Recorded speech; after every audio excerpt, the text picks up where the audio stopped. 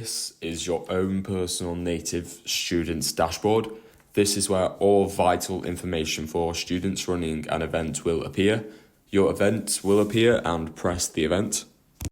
Press the ticket tab at the top of the edit page. Then press add tickets. These are your event settings. This is where you can edit the details of the event and update ticket details. Firstly, type your ticket name and an optional description. Type in the price of your ticket. If this is a student-only event, press the student-only tab. Then we need to set a date and time for transfers and the start of sales.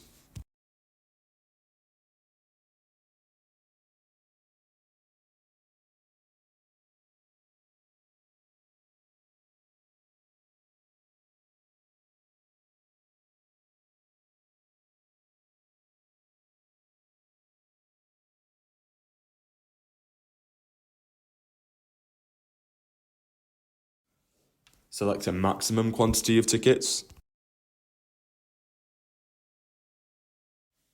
For finance codes, this is personal to your club, society or project. If unsure of your nominal code, contact the SU.